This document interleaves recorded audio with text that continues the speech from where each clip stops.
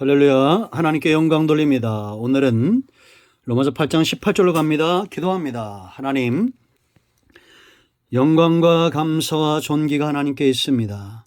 로마서 8장의 말씀들을 열어주시니 감사합니다. 오늘도 말씀하실 하나님을 찬양합니다.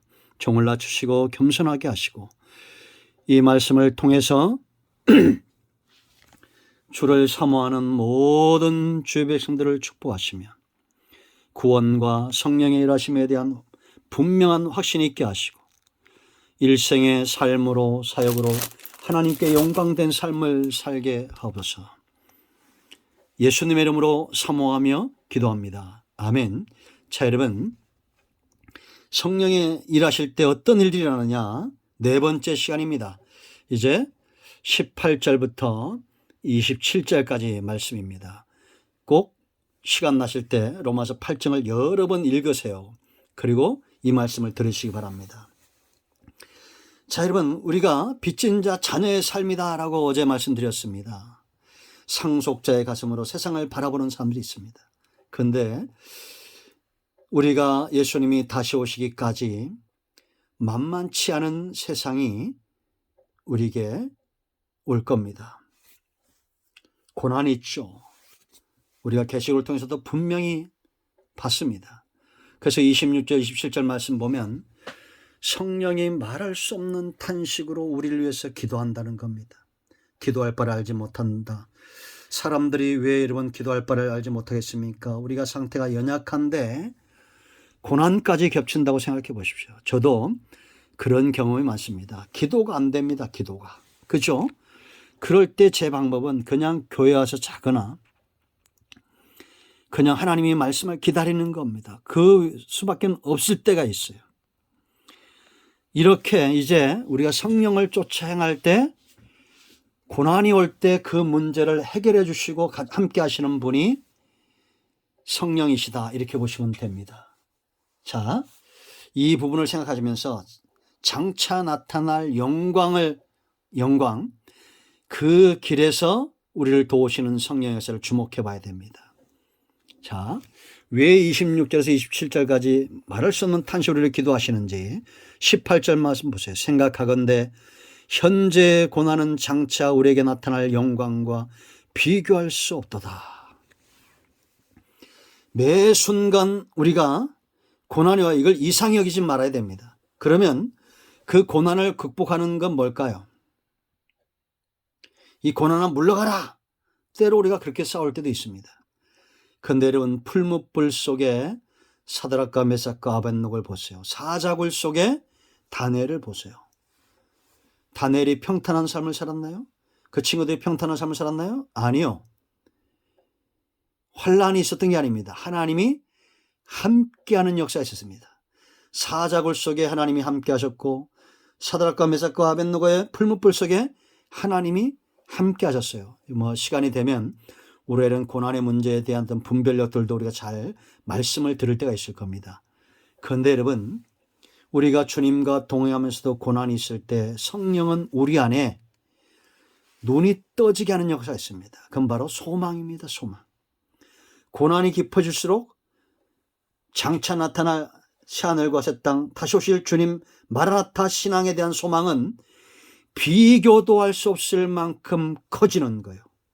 그러니까 우리가 살다가 고난이 오면 까짓것 그래 보세요. 이 작은 고난이 내 영광을 넘어뜨려 장차 나타날 반드시 되어질 지금까지 수많은 약속들이 이루어졌고 성경의 모든 약속들이 지금까지 역사 속에 다 이루어졌는데 왜 재림의 신앙, 부활의 신앙 이런 부분들이 안 열려진다고 하느냐라고 분명히 말하세요.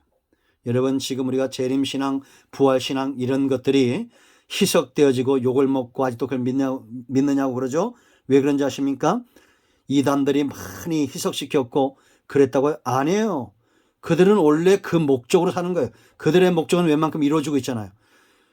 원래 이단들 이장님 같은 사람들이 와서 언제 재림한다. 원래 사탄은 그런 방법을 씁니다. 그러나 언제 아버지 외에는 몰라요. 그러나 분명히 장차 나타날 영광은 있어요. 그 믿음은 내 안에 계신 성령과의 동행에서 분명해지는 겁니다. 이 소망과 믿음은 그 관계에서 분명해지는 거예요. 왜? 우리는 그리스도와 사랑에 빠져 있습니다. 하나님의 영과 사랑에 빠져 있어요. 이것은 예수님과 사랑에 빠져 있는 거예요. 그러니까 신랑 되신 예수님이 말씀하신 것이 안 믿어질 수가 없어요. 2000년 전의 말씀이 아니에요. 오늘 성령 안에서 살아 역사하시는 예수 그리스도의 말씀이에요. 그러니까 고난이 있다고 해도 걱정하지 않습니다. 여러분, 제가 지금 시편 23편을 자주 하는 이유가 있습니다. 다윗이 깨달은 겁니다. 목자가 보이니까 때로 사망의 음침한 골짜기를 지날 때도 저녁이 되면 걱정하지 마. 저녁이 되면 이건 다 지나가는 거야. 저녁이 되면 여호와의 집에 들어가겠어요. 양이 목자를 따라 나와서 푸른 초장 실만한 물가를 지나서 사망의 음침한 골짜기 원수의 목전을 지나서 우리로 들어가잖아요. 양이 의심합니까? 아니잖아요. 불안한 양들은 때로 큰 소리로 울 겁니다. 막 울 거예요. 그러나 건강한 양들, 오랫동안 목자를 한 양들은 사망의 음침한 골짜기도 담담하게 지나갈 겁니다. 어떤 분들은 예수님이 죽으신 것처럼 하나님이 살아계시지 않는 것처럼 막 그냥 부르짖고 막 하는 분들이 있습니다. 여러분, 지금 한국 교회가 욕을 먹는 어디가 있습니까? 조사해 보면 하나님이 돌아가신 것 같고 하나님 믿어지지 않으니까 왜 이 상황에 매일 밤 만나서 이렇게 부르짖습니까? 지금은 우리가 겸비하고 낮추고 골방에 들어가서 지금까지 육성대로 내 육신을 이루기 위해서 기도하고 신앙했던 그 모든 것들을 내려놓고 회개하고 하나님께 나아가야 됩니다. 그리고 관계가 회복되어져야 돼요. 하나님 내 안에서 성령이 일하심에 대한 관계가 회복되어지면 고난 가운데 넘어지지 않습니다. 반드시 여호와의 집에 돌아간다. 우리는 이건 이 또한 지나간다 라고, 사망의 음침한 걸 지나간다, 이 고난은 지나간다, 봐라 보란듯이 지나간다. 내 아버지의 집에 거하도록 선하심과 인자하심의 손길을 지금 경험하는 자들이 고난 가운데서도 소망이 그 고난보다 더 커지는 것입니다. 믿어지십니까? 이해되십니까? 그러면 아멘 하십시오. 이 또한 지나간다고 말하세요. 자, 19절. 이제 눈이 떠져야 됩니다. 고난 가운데 피조물이 고대하는 바는 하나님의 아들들이 나타나는 것이니 그랬습니다. 여러분, 나는 하나님의 자녀고 이제 상속자로서 온 땅을 바라봐야 되고 관리해야 될 생명의 부양자 사분합반야 요셉처럼 통치권의 대행자 아담이 죄에 들기 전에 에덴동산을 통치했던 것처럼 그렇게 동서남북을 바라보고 해야 되는데 오직 내 문제, 내 고난의 문제 때문에 엎어져 있으면 안 됩니다. 왜냐? 피조물들이 이 고대한다는 것은 뭐에 비유할까요? 간구하는 거다 이렇게 보시면 됩니다. 이 간구한다는 표현 내가 설명했죠. 얻을 것이 오직, 심령이 가난한 상태는 어떤 것이냐? 얻을 것이 오직 하나님밖에 없다는 것, 내게 응답하실 길은 오직 하나님 외에는 없다는 거 아는 사람이 간구한다 그러죠. 그런 거와 같습니다. 피조물들이 다 고대해요. 하나님의 아들이 나타나도. 세상을 망치는 것은 환경이 아니고 바로 사람이라고 그랬죠.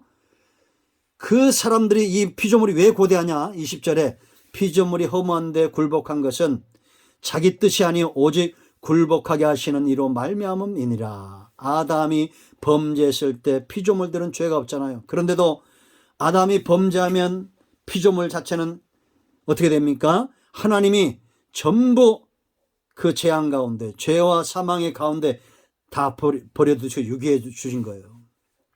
그러니까 그 아들들이 회개하고 돌아오기를 기대하는 겁니다. 그래서 여러분 21절, 그 바라는 것은 피조물도 썩어짐의 종로로 타는 데서 해방되어 하나님의 자녀들의 영광의 자유에 이르는 것이니라. 자녀들이 고난 가운데 엎어지지 않고 피조물들까지 다 챙기고 이제는 하나님의 나라가 회복되어지는 그때를 기대한다는 겁니다. 여러분 주변에 풀 한 포기, 돌 하나도 하나님의 영광을 노래할 만큼 그렇게 사셔야 됩니다. 여러분, 우리가, 저도 목사지만 운전하다가 차문 열고 담배 뻗쳐 보는 사람들 보면 복음으로 축복하기 전에 욕부터 먼저 나올 때가 있습니다. 왜 이 땅에 이렇게 쓰레기들이 많아지는지 모르겠어요. 4명당 1명은 예수 믿는 사람이잖아요. 그럼 우리가 부지런히 치워야 됩니다. 어디든지 가든지. 저는 언제부턴가 길바닥에 함부로 쓰레기를 버린 적이 없습니다. 뭐 가끔은 침을 뱉는 거에 대해서 제가 좀 죄송스럽게 생각합니다. 그 침도 조심스럽게 뱉고. 나라를 쓰레기통 만들면 안 됩니다.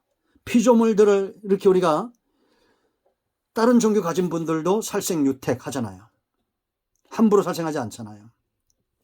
피조물들의 고통을 함께하며 그들의 회복을 위해서 기도하는 자들이 되어야 됩니다. 자, 22절. 피조물이 다 이제까지 함께 탄식하며 함께 고통을 겪고 있는 것은 우리가 아느니라. 이게 바울이 말한 것처럼 이제는 신앙이 성장하면 이 눈이 떠져야 돼요. 무슨 얘기인지 알겠죠? 우리가 단지 내 고난뿐만 아니라 온 땅에 고난이 온 거는 죄로 임하는데 피조물들까지도 이제는 하나님의 아들들이 나타나 하나님의 나라가 세워지고 해방되는 영광을 회복하는 날을 기다리고 있다는 겁니다. 이런 안목으로 세상을 바라보시길 축복합니다. 내일 23절로 가겠습니다. 기도합니다. 하나님, 이 말씀대로 되는 은혜가 있게 하시고 이젠 우리가 통치의 대행자로 사번합반해하로 생명의 부양자로 고난 중에 소망이, 고난 중에 사역이 더 견고해지는 역사가 있게 하옵소서. 예수님의 이름으로 사모하며 축복하며 기도합니다. 아멘. 이제 선포합니다. 나사렛 예수 쌤의 우리 가운데서 모든 흑암과 병마와 악한 영들은 묶임을 떠나갈지어다. 병든 자는 치유되며 문제는 예수 그리스도의 이름으로 해결될지어다. 할렐루야. 예수 그리스도의 이름으로 축복하고 선포합니다. 기도합니다. 아멘. 해결되었습니다. 여러분 간증을 나누시기 바랍니다. 아멘.